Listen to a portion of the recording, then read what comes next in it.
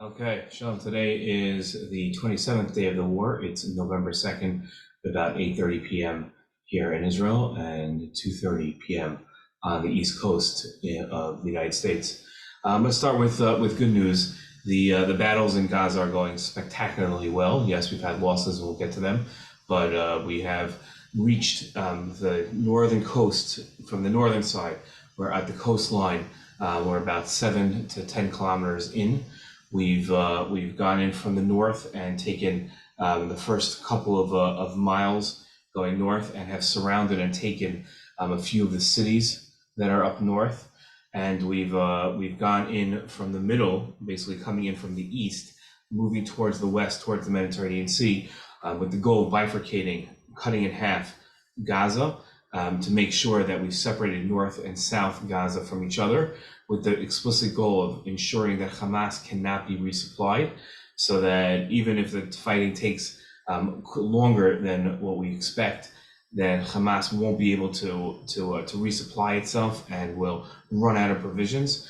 We've reached all the way across and bifurcated Gaza now, so that our tanks have made it to the coastline, not only from the northern border, but also going straight across Gaza from east to west. So our tanks have now surrounded Gaza on its north and in the middle, meaning so that North Gaza is now surrounded on all four sides. It has tanks on the coast on its western flank, north coming in from Israel down to the south, and then from the south, Israel came in from the west and moved up, and obviously on the western border, which is Israel, Israel has them surrounded.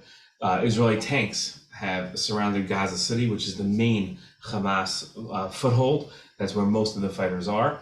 So Israel has surrounded the city and has entered the city, according to many reports. So that is those are excellent tidings from the war front, and that's something very exciting, and we're very happy about that. Israel's warships in the Mediterranean have approached up to as close as they can on the coastline to give support to tanks. So now we have warfare being conducted by ground troops, by tanks, by fighter jets, drones, and now also by sea. So we have a lot more vehicles at our disposal to really conduct a successful war against Palestinian terrorists. In addition, we know that because we have better technology, we have better soldiers, and we have more soldiers and more armaments than Hamas and the Palestinian terrorists that we're fighting against, that time is on our side, meaning that, yes, we don't want to be at war for so long, we don't want to keep our troops out for so long, but at the same time, we now recognize the fact that we can outlast Hamas, and again, Palestinian terrorists, so we now know that we can really be able to have the advantage. Any amount of time is on our side. In addition, in Lebanon, we're really hitting Hezbollah hard. Every time Hezbollah fires a rocket, we fire mass amounts of ordnance at where the rockets come from and where the missiles come from, and we are slowly decimating Hezbollah positions that are up against the borders of Israel in the north. So while at the same time our people in the north are safe because we've evacuated them, and we hope to bring them home soon, we're seeing that Hezbollah has not entered the war in a significant fashion. Any shooting and any fighting that they do, we quickly put down and quickly hit them back. So we're successful in the north, we are successful in Gaza, and things are going our way, which again is entirely predictable because we are a stronger military, we're a smarter military, and any given amount of time, us versus them, we're going to decimate them. Okay, bad news. More soldiers died. We're at 19 since the start of ground invasions, and over 300 since the start of this war on Simchas Torah on October 7th. Each soldier in war, it's very easy to lose sight of soldiers as each one being valuable. In Jewish values, each person is their own world, and each of these soldiers is not just another number that we watch as the number count rises and say, okay, that's just something to come to expect in a time of war. Each of these soldiers was a member of a family, was a member of our nation, somebody who gave their life for us.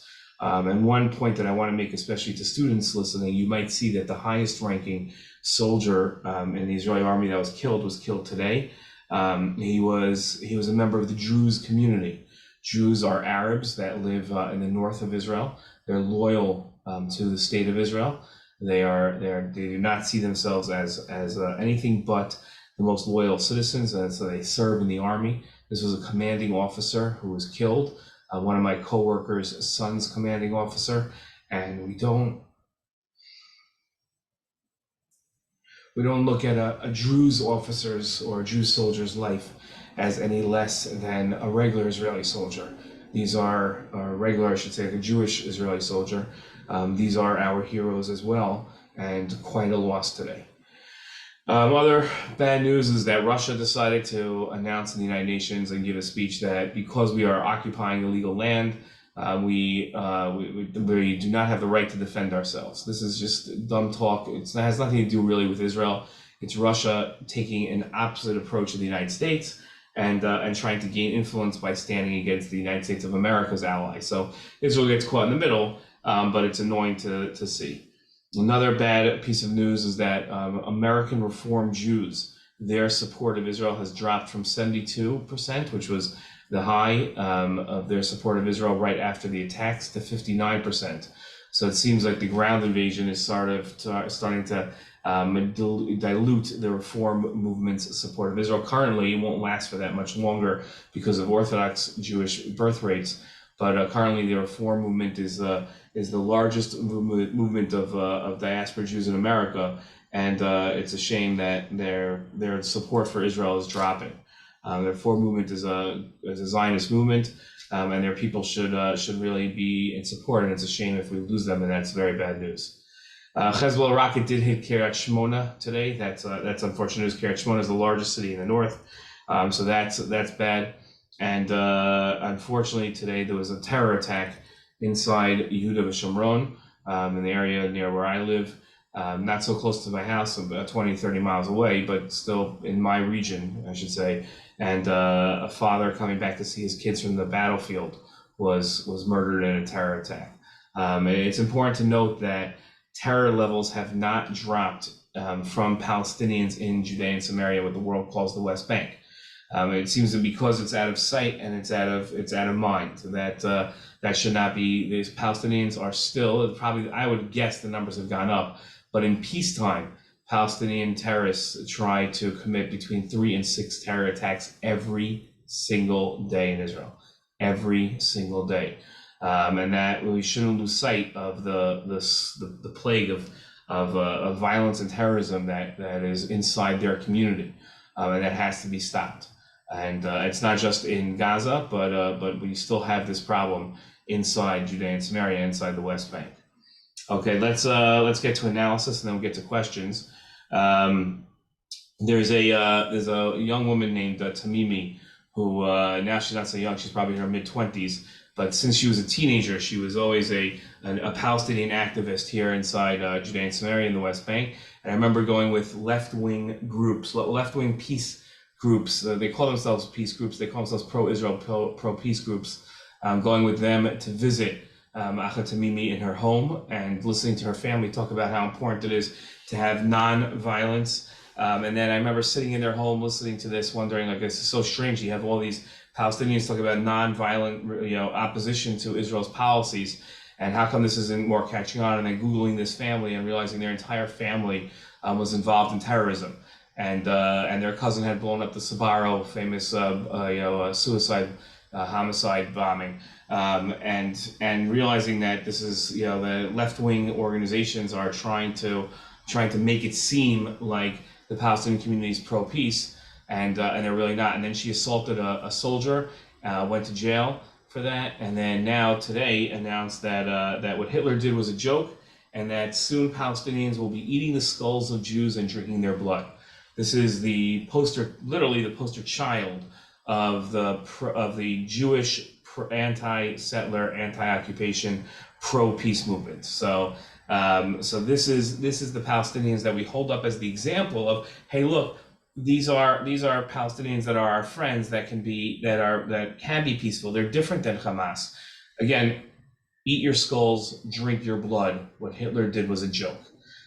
So that's the, if you're wondering if after this we're going to have this whole peace revival movement, it's possible. I had a discussion with somebody today about how peace always comes, the most unlikely peace comes in the most unlikely times. That's the line that I used. And if during the Yom Kippur War, had you told anybody that within a decade we'd have peace with Egypt, they would look at you the same way as if somebody today said, within the decade, we're going to have peace with the Palestinians. I don't think it's possible, but again, the most unlikely peace comes at the most unlikely times. Hamas yesterday, in our fight in Hamas, did something that's atrocious. Of course, the world media is not picking this up. Maybe one day they will, but I doubt it. But the soldiers testified that they surrounded Hamas militants inside a building and had it surrounded, and were about to forward attack. And Hamas sent out 100 women and children to rush the Israeli soldiers, so that the Israeli soldiers would not be able to shoot, because these women and children were being used as human shields. That's the enemy that we have. And when you hear criticism of how Israel, there are so many civilian deaths in Gaza. We've talked about how the numbers are bloated anyway and exaggerated, but even so, the reason why civilians are dying is because Hamas is literally putting them into the line of fire. Secretary Blinken arrives tomorrow, and Ambassador Liu, the new American ambassador, will arrive after that. Where Israelis are starting to get a little nervous that their messaging is no longer going to be full support of Israel's war effort, but will be offering advice of caution to Israel to lower the amount of civilian casualties by lowering the amount of firepower being used, which will lower Israel's effectiveness, obviously. And there's always room for advice, but there's a difference between advice and pressuring Israel to do something. It's very easy for the United States. The United States has two things it can hold over Israel.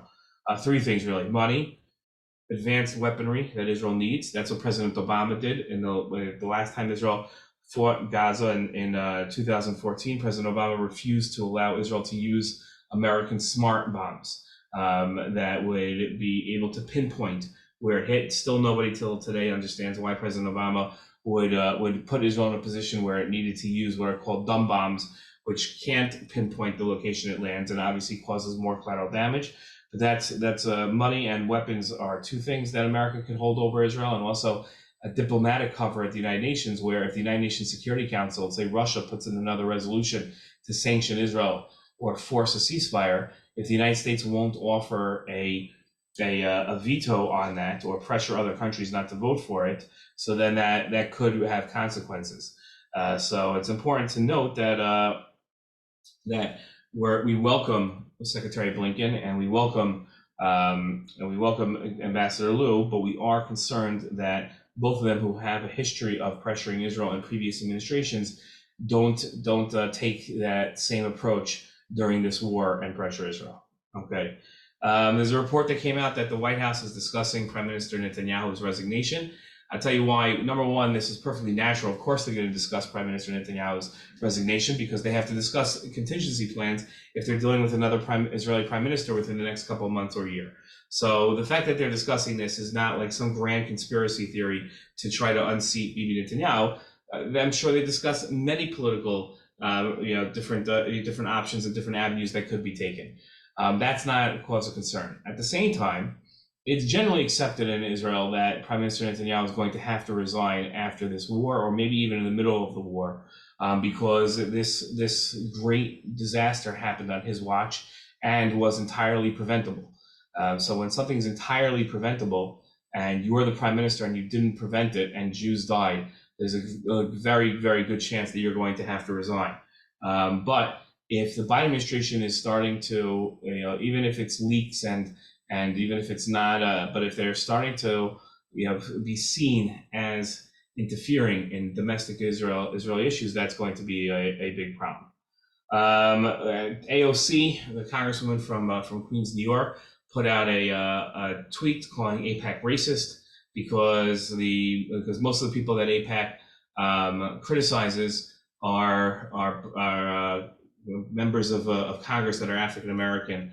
I mean, it's ridiculous. All the members of Congress that are anti-Israel, like the 9 of them, So they're the ones that AIPAC is obviously criticizing. They're not going to criticize people that are voting for Israel. And if those 8 or 9 members of Congress, if 8 of them are black, then of course they're going to criticize them, and it's going to seem like they're only. But there's also 100 members of Congress that are black that AIPAC is not criticizing. So it's very easy for AOC to try to vilify AIPAC as being racist, but it's completely inaccurate and has absolutely no founding in truth whatsoever. Lastly, Bezalel Smotrich is Israel's finance minister, a very right-wing minister, who's now on policy trying to hold up giving funds to the Palestinian Authority. Most of the Knesset disagrees with this move. It seems to be more ideological than practical. The last thing that we would need is a flare-up of violence inside the West Bank because the Palestinian Authority can't pay salaries. Yes, nobody wants to give the Palestinian Authority money now, but also nobody wants a flare-up of violence that the Palestinian Authority is going to encourage because Israel won't pay its salaries. Okay, or won't pay the tax dues due to it. Okay, let's move on here and go for some of your questions. Okay, so how much % of terrorists did the IDF take down in Gaza today? I don't think there's a way of knowing that. You'd have to know how many total terrorists there are, and then how many were killed and divide it, but I don't think we can know how many total terrorists there are. What's the goal of the IDF's operations in Gaza? To kill the members of Hamas, take out Israel's enemy, to secure the homeland, bring back the hostages safe and sound. Why wouldn't Israel try to recapture Gaza? If Israel were to recapture Gaza, wouldn't that help clear the terrorists and be safer for the Jews? So a lot of people think that we should recapture Gaza and reoccupy Gaza. It's a huge mistake because it would be a security nightmare. We would have to rebuild tons of infrastructure inside of Gaza, security infrastructure, and to what benefit really? I don't really see so much of a benefit of doing that. So that's why we wouldn't want to recapture Gaza. It's horrible how more than 300 soldiers have been killed during this war, but is there an expected total amount of lives that are predicted to lose during the war? Is the IDF willing to take even greater measures if more and more lives keep getting lost? So I don't think it's for us, the lay people and non-experts, to go ahead and try and predict deaths. I don't think that's proper. I don't think it's appropriate. But the military definitely does have to make that calculation. The military has to sit there and say, how many deaths can we expect in this given war? And does that make it worthwhile to fight the war? So I don't know. And I assume that the IDF has a certain number that if surpassed, then they start recalculating, is this really what we should be doing? Do you think Israel will slow down their operations to decrease the death toll of soldiers after they have rescued all the hostages? I don't know. It's a good question. I don't think so. I think that what they would probably, the overall goal is not to rescue the hostages. The overall goal is to wipe out Hamas. I don't think that they would slow down because until that goal is reached, not the hostages. Now with Yemen in the war, how will Israel change its strategy to also defend from another party? Okay, Yemen is not a country. Yes, obviously it's a country, but it's nothing. It's a dysfunctional country. There's like a group of terrorists inside called Houthis. They're the ones fighting. It changes Israel's strategy just because Israel had to put defensive weapons down there. They had to send some ships down there. Does Yemen joining the war also increase the chances of other terrorist groups or countries joining the war? I'm not sure. It's a good question. I'm not sure if more countries will then say, they're all under Iran's control. So the question really isn't if other countries will join in. The question is, will Iran order more countries to go in? I imagine if the Yemen battles and their weapons that they were using were successful, then Iran would say, okay, everybody in, because they'd be winning. But short of that, I don't think they would. Will Israel try to eliminate the head of Hamas leaders during the war or after the war? So the head of Hamas, the 3 heads of Hamas live in Qatar, which is a country off of the coast of Saudi Arabia, and I think that they are marked for death. But I don't think Israel will kill them until the hostages are free, because if they're killed before that, then they'll kill all the hostages. Okay. Will the with the death toll sadly rising, will the IDF change its approach for fighting? No. Will they strategize differently and possibly switch to primarily air attacks for a time being? Additionally, will Israel call upon America and their allies to start sending in soldiers to join their battalions? Okay, there's a lot of questions there. Let's go one by one. The IDF is only going to change its fighting strategy if it sees that its fighting strategy isn't working. That's really the only thing that causes it. They're not going to go back to airstrikes because they did airstrikes for a couple of weeks, and now they need to do ground strikes to wipe it out. There's only a certain amount of fighting and success you could have from the air. You also need to have people on the ground. And Israel's not going to call upon America or other allies to fight for it. The whole idea of Zionism was that Jews defend themselves; they fight for themselves, and we don't rely on other people. So that's the entire idea. Okay. Do you believe that there's a strong possibility of Israel will be able to bring back most of the hostages? Given that all the recent airstrikes, is it even possible? Yes, I do believe Israel can do it. I really, really do. I really believe, especially with God's help, we can bring back. I guess I can't say all the hostages. I don't know how this works, but I can say that I am confident that Israel does have the abilities to rescue a lot of the hostages. I really, really believe that. Okay. Again, the same question about death toll, is death strategies to stop Hamas. We're going to change them. So how are other countries viewing Israel's actions? Right now, what I believe, this is a great question, how are other countries viewing Israel's actions? I think that main countries that generally call for a ceasefire or call for more humanitarian aid and a pause in the fighting or for it to stop the fighting altogether, countries like Germany and France are usually reflexively it can be counted upon to reflexively make those calls. They're not, because I think they realize that they're next. I think they realize that if they don't stop these Hamas guys and these Palestinian terrorists, they're going to end up in their countries as well. And they don't want that. So I think that's the truth. Okay. I often feel helpless because we're so far from Israel and try to do my best to help through prayer and stuff. What other ways can we help from here that would truly impact the lives of Israelis for the better? It's an excellent question. Something I've been saying a bunch of times. Praying every day, meaning talking to God, having a conversation with God, that's essential. Not just reciting the words in the siddur, but pausing in the middle of especially your Shemona Esrei, and actually having a conversation with God, expressing what you're worried about and asking God to do something. Charity every single day, doesn't have to be a lot, and doesn't matter where you give it. But every single day giving some charity, and calling your members of Congress every single day and your senators, so your member of Congress and your senators, and telling them to support Israel, that you want them to support Israel. Every day they get a piece of paper that says how many people called on which topics. It's important for that. Okay, why is it that some Palestinian countries are against us, like Saudi Arabia and Turkey, while other Palestinian countries won't even let Gaza citizens cross the border? Okay, so just a little correction here. I think instead of Palestinian countries, you need Arab countries. Saudi Arabia is not against us. Saudi Arabia makes statements, but they just express that they want to normalize relations with us as soon as this war is over. Turkey's against us because they're straight out anti-Semites, and their country's 60 million Muslims. They're not Arabs. They're Muslims in Turkey. So they're Turkish. They're not Arabs. So I think that's it's important that they don't want to lose support or worry about mass riots if Turkey is seen with Israel. But I'm pretty sure that Erdogan, the president of Turkey, has gone way too far in his condemnations, even threatening to go to war with Israel. Okay, and other countries are not going to let Gaza citizens cross the border because they don't care about them, so they don't want to help them. How do you think the American Special Forces interfering with and helping Israel will affect the war? What do you think will be the outcome of this? I have no idea. I don't know what they're doing there. These American Special Forces, they're like advising on the hostages. I don't know. What strategies and tactics is the IDF employing in their current operations in Gaza, and how are they different from previous conflicts? I think we had this question yesterday.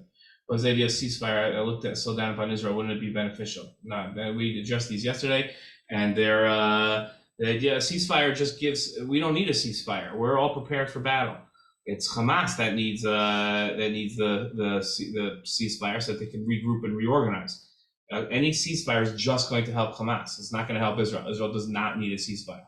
So if you're advocating for a ceasefire, what you're advocating for is to help Hamas reorganize and strengthen themselves. Okay, that is today's video. I'm not sure if I'm going to do one on Friday And I definitely I shouldn't say definitely won't, but most probably will not do one on Motzei Shabbos. So probably the next one of these will be on Sunday night, hopefully. But then maybe it'll be the announcement of Hamas's surrender, the hostages' return. Let's hope.